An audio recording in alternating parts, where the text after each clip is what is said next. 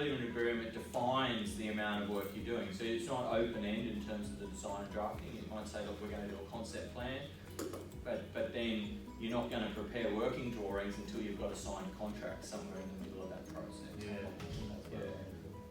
So, is anyone else using preliminary agreements? Yeah, I just, very similar system to that. I Yes. try and get them into a prelim services agreement as soon as I can, Yeah. and then I just send them, they can do a straight with the draftsman after that. Yes. And in the meantime, the engineering comes along, it just develops. And we, out of that system, we would get 98% of the Yeah. customers Right. from that point on. Yeah. So you do the prelim before the draft? Yes, Yeah. oh, definitely. That Yeah. way, that I'm guaranteed, the draftsman comes send me a bill, Yeah, so I want to know that I'm going to get paid for that. yeah. Yeah. That's- But what it's done, it's wedded the client to his building business Yes. rather than, you're sort of still floating out. Ours is there. my own trust, because we've had a good relationship with our draftsman, they're actually dealing the client direct, so we don't have the overhead, I guess. So, but there's nothing in stopping them. We put in all this work Yeah. and give them an estimate of how much it's going to cost, and we've met on site 4 or 5 times, and then they go to Joe down the road and go, oh, 50 grand cheaper, see you later. Yeah, well, exactly. Look, the preliminary agreement still can't entirely stop that. It just helps prevent it, because the client sees all this information coming from you, and so that if they actually want to leave, they've got to have the courage to get the hell off you and then go elsewhere. Right. So there's psychology involved here. Mental and emotional agreement too, you have to sign again, whether it's legal or not. So it's important, and HIA standardised this process. Are you using a HIA acronym or developed your own No, HIA? that's right. And with your questionnaire, I mean, what are your typical things you put in the questionnaire? Did you write one recently, Dan? I haven't read one yet. No. So you're looking for the details, name, address, email. Yep. Then you're saying, what do you want done? So they're describing to you what they want to do. Where do I want it done? Are you talking to anyone else? Have you done this before? Have you got finance approved? Budget, yeah, right. That'd definitely be there. They're the essentials. How soon? Sure. Time frame, great. So as I found that when I was in the kitchen wardrobe game, so many people were excited about what you showed them, but then they're not ready for years. So I'd send Shane out and he'd be like, slowly, whatever, and he'd be really pissed because these guys aren't ready to say yes. Yeah. All I want to do is get the gig. So the time frame just allowed us to slow it down because, one of my bosses always used to say, don't pitch if they're not going to give, don't give them a prize, don't give them everything if they're not ready. Yeah, that's right. Yeah. All right. I hope that's a help to you.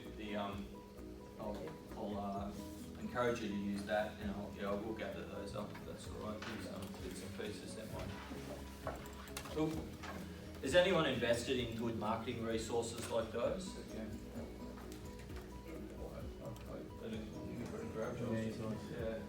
Just I'd encourage you when you're thinking of investment, that the investment in something like that is going to give you great rewards in terms of building your clients' confidence in you. If they can see you're substantial and organised enough to prepare documents like that, it'll really help your business.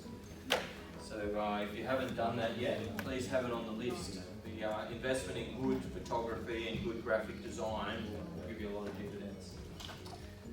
Okay, let's talk about focusing on your leadership. Your business will never outgrow your leadership. So it's your, who knows, as business owners, you can actually never catch up. You can actually never have everything sorted. So the challenge for us as business owners is to identify what are the critical things right now to have done and make sure they get done. So the let's think about leadership, and I think this little video will give us some comic relief as we open up this subject. If you've learned a lot about leadership and making a movement, then let's watch a movement happen start to finish in under 3 minutes and dissect some lessons. First, of course, a leader needs the guts to stand alone and look ridiculous. But what he's doing is so simple, it's almost instructional. This is key. You must be easy to follow. Now here comes the first follower with a crucial role. He publicly shows everyone else how to follow. Notice how the leader embraces him as an equal. So it's not about the leader anymore, it's about them, plural. Notice how he's calling to his friends to join in.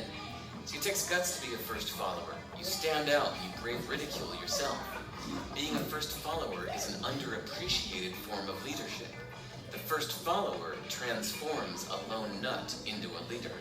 If the leader is the flint, the first follower is the spark that really makes the fire.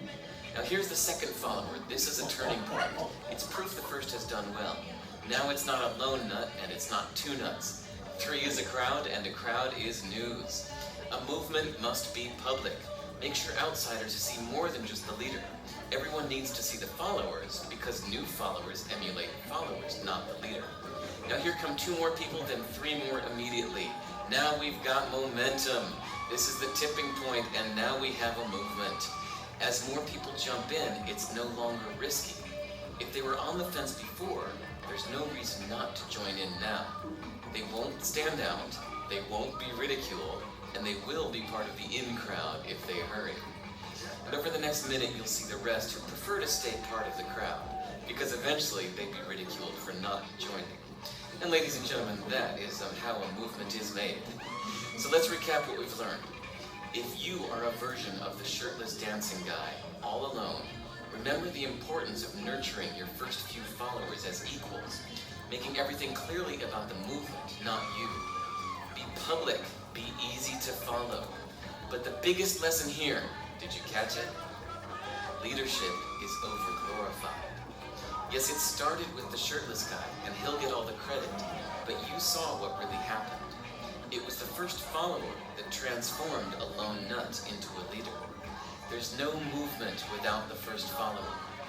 See, we're told that we all need to be leaders, but that would be really ineffective.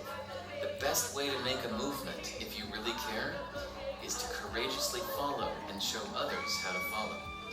When you find a lone nut doing something great, have the guts to be the first person to stand up and join in.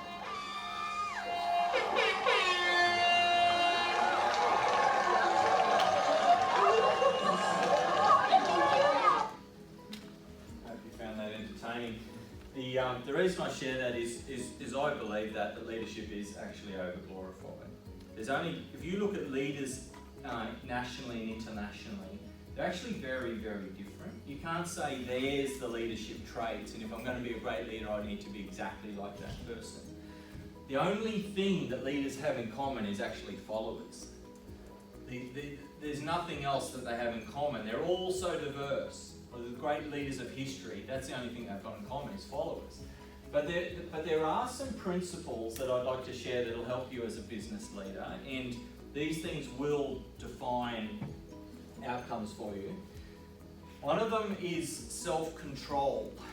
Now, I've said to you this morning, if you want to change things in your business, you have to change your habits. Changing your habits is challenging.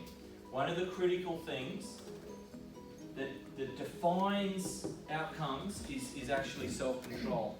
Can I borrow those 3 coffee cups behind you there, please? Is there still coffee in there? No. No? Okay. So for the sake of our example here, I'm going to put these 3 on the desk. It's called the marshmallow test. Has anyone heard of it? No? Alright, it'll be news to all of you. Good. Very famous experiment that was done. What the researchers did is they put 3 marshmallows on the table like this in front of 4-year-old children. They did it with over 1,000 4-year-olds. And they had 2 marshmallows here and 1 here. And they said to the 4-year-old, you can have this marshmallow right now if you would like it. That would be delicious, wouldn't it? Every 4-year-old loves marshmallows. Or you can wait. You can wait 15 minutes and you can have these 2 marshmallows right here. They gave the kids no other information, the child had a choice. 15 minutes for a 4-year-old is an eternity. It's a long, long time. You have some, for you? Yes. So you might think, what would the child I know do? What would I do? It matters little. They just recorded the children's choices and then tracked their life over a long period of time. Now, interestingly, the results were fascinating. And I share this with you as business owners because there's not a lot of things you can do, but you can control you. You can control your choices. You can learn self-discipline. The 4-year-olds were responsive, so it was easier. But the researchers gave this to 1,037 children, all born the same year. So this happened, so they were able to make sure there was not other factors influencing the outcome. And those with the cognitive control, which means the self-control, I'm reading this, to hold out for the 2 marshmallows grew up to be significantly healthier, more successful financially, and more law-abiding than the others. Now the interesting one here from my point of view is more successful financially. If they had the self-control to make the choice, they grew up to be healthier, which is interesting because they chose the 2 marshmallows, but nevertheless, it meant that they had the self-control to choose what was better. Choose what was better. Now you as business owners, you have this dilemma yourself. Can I wait for what is better, or am I going for what's expedient right now? That will be the biggest determiner to the success of your leadership. Statistical analysis showed that a child's level of self-control was a more powerful predictor, listen to this, more powerful predictor than IQ, social class, or family circumstance. Self-control was more powerful than how smart the child was in terms of IQ readings. More powerful than which part of society their family was in, or more powerful than family circumstance, whether they came from a stable or a broken family. None of those mattered more than their level of self-control. I hope this is challenging you. If you're blaming I'm not smart enough, I'm not from the right family, I'm not whatever to be successful in the business, it's total garbage. The biggest predictor of your success is your self-control. And I hope the marshmallow test reinforces that. Famous research that